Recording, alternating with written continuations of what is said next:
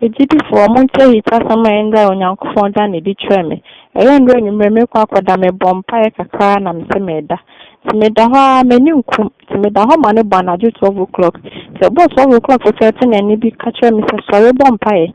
Sorry bompa ho na me ka se no bi a me beda ma bompa e de. E de na me sa bompa e bi na me de mani kwa ha. Time nso kɔ menda na yɛsɛ ade tia me ntumi nsɔre nte nti hɔ de ne ɛne ne ka kyerɛ me sɛ hwɛ no wanyɛ asoɔden na sɔre bɔ mpaeɛ na mpaeɛ mpo na wontumi mbɔ a gyidi ne de hwɛ no ama wo remfi wayɛ yie sɔre yɛ onyankopɔn ayɛ nti hɔ na me sɔre na me fa me bible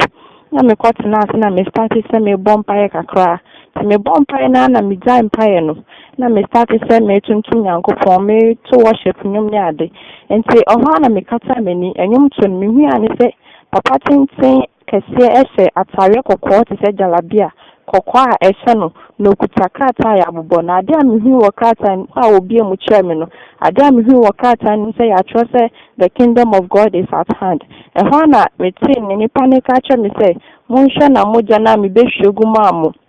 ne mogya di bi ma mebɛhwie gu maa mo mmɔbɔ ne nti monhwɛ na mama mogya no so amma mfa so na mogya no anyɛ kwa na me pejam ti ho na me hwɛ papa n'anim me hwɛ me hu ya ne sɛ osu na enisu na eba ne nye enisu keke me hu sɛ mogya na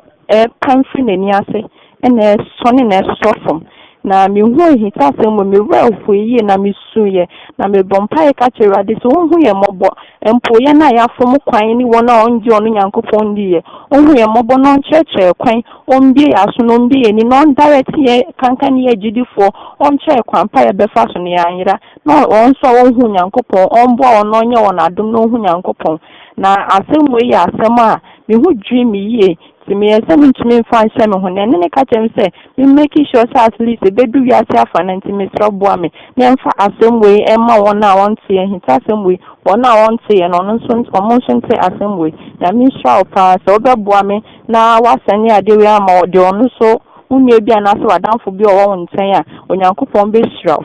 meda mo ase onyame nhyira mo